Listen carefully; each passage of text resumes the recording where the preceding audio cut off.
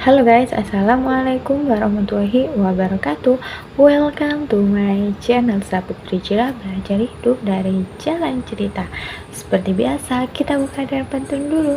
Jalan-jalan ke Surabaya, jangan lupa beli serabi abu. Jumpa lagi dengan Ana Daulika. Terima kasih sudah mampir di channel aku. Leonardo da Vinci merupakan seorang polimet atau orang yang ahli dalam berbagai bidang. Gimana tidak, selain ilmuwan, dia ini seorang penemu, musisi, kemudian kartografer, pelukis, kemudian apalagi ahli anatomi, ahli botani, dan masih banyak lagi. Dan salah satu karyanya yang terbesar yaitu lukisan Mona Lisa. Yang belum nonton, ada di videoku yang satu ini, kalian boleh nonton setelah habis video ini. So, nggak usah berlama-lama, happy watching. Leonardo memiliki nama lengkap Leonardo de Silverio da Vinci yang lahir kurang lebih antara 14 sampai 15 April tahun 1452 dari pasangan Piero da Vinci dan juga Caterina. Ia lahir di Da Vinci, tepatnya di wilayah Florence, Italia. Ketika kecil, Da Vinci ini itu tinggal di rumah ibunya yang berada di wilayah Angiano. Kemudian sekitar pada tahun 1457-an, ia tinggal di rumah ayah atau kakek dan juga pamannya yang berada di wilayah kota Peci. Nah, ketika Da Vinci ini masih kecil, ada beberapa peristiwa unik yang menarik perhatiannya. Yang pertama, ia melihat seekor burung yang mendekati bayi dan dia ini melihat bahwa burung itu membuka mulut sang bayi dengan ekornya. Tentu hal itu aneh, bukan? Kemudian ada juga ketika dia ini sedang berada di wilayah pegunungan, dia melihat ada sebuah gua dan dia ini sebenarnya merasa takut kalau di gua itu ada monster yang besar seperti yang diimajinasinya. Tapi di sisi lain dia ini juga penasaran kira-kira ada apa di dalam gua tersebut. Selain itu juga dia ini ketika kecil tertarik sekali untuk observasi mengenai air yang ada di kampung halamannya. Bahkan ia juga menggambarkan bagaimana pembentukan sebuah sungai kala itu. Lalu kapan Leonardo da Vinci ini mulai belajar melukis? Jadi awalnya ada penduduk lokal di sana yang merupakan pengrajin dari sebuah perisai.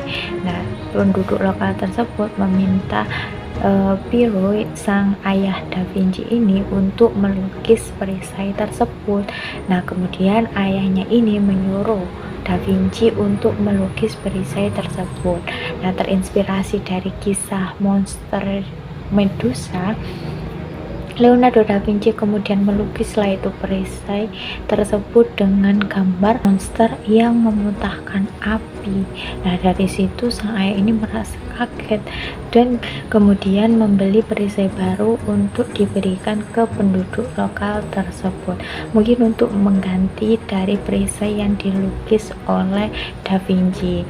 Nah, sementara lukisan atau perisai yang dilukis oleh Da Vinci itu kemudian mencoba untuk dijual lah itu dengan harga 100 dukat, dan kemudian perisai itu dibeli oleh Duke of Milan.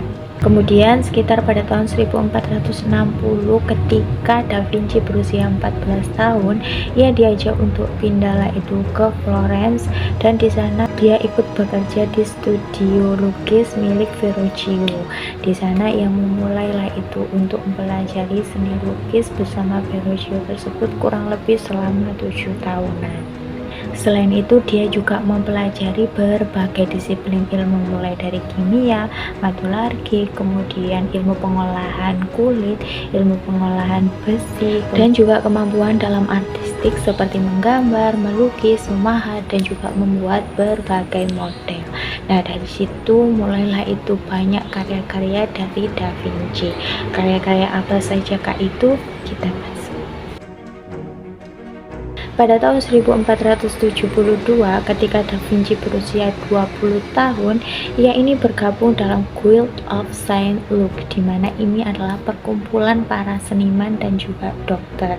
Nah, ia berkolaborasi salah satunya yaitu dengan Verrocchio itu tadi. Dan karya pertama Da Vinci yaitu Pemandangan Lembah Arno yang dibuat pada tahun 1473.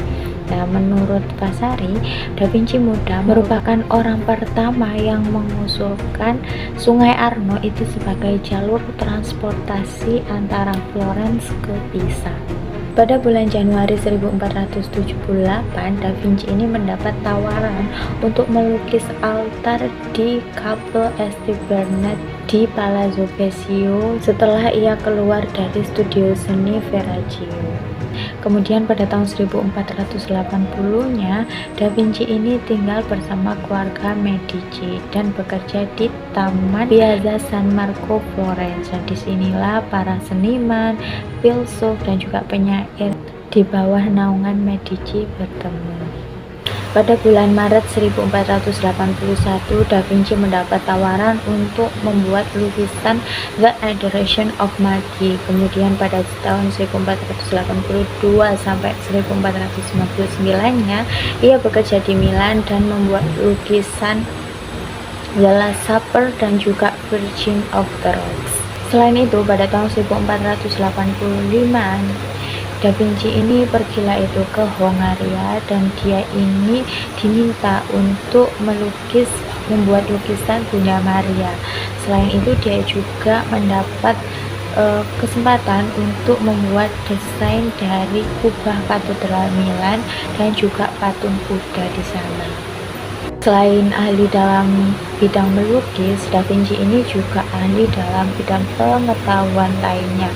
Seperti dia ini suka sekali tertarik pada seekor burung dan meneliti bagaimana dia bisa terbang. Kemudian disinilah ia juga memiliki pemikiran mengenai tentang mesin pesawat terbang.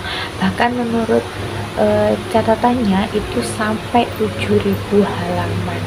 Selain itu, ia juga suka sekali meneliti mengenai sistem organ dalam tubuh manusia. Bahkan dalam buku catatannya tersebut itu juga ada mengenai tentang struktur tubuh manusia. Bahkan di zaman itu ketika belum ada yang namanya operasi dia ini nekatlah itu untuk mempelajari dan membedah jenazah itu untuk penelitiannya. Namun hal ini juga berkontribusi untuk dunia kedokteran di tahun-tahun selanjutnya. Da Vinci menjadi orang yang sangat berpengaruh pada abad itu dan memiliki pemikiran yang sangat original dan inovasi yang sangat luar biasa, mulai dari mesin pesawat terbang, kemudian ada juga sistem dalam bidang kedokteran itu tadi, kemudian helikopter, tank, kendaraan bersenjata, melukis, dan masih banyak lagi. Namun sayangnya Leonardo da Vinci harus menghembuskan nafas terakhirnya di Clohars, Prancis, tepatnya pada tanggal 2 Mei 1519, tepatnya pada usia 67 tahun. Dan ia ini dimakamkan di Capel St. Hubert di Kastil Amboise, Prancis.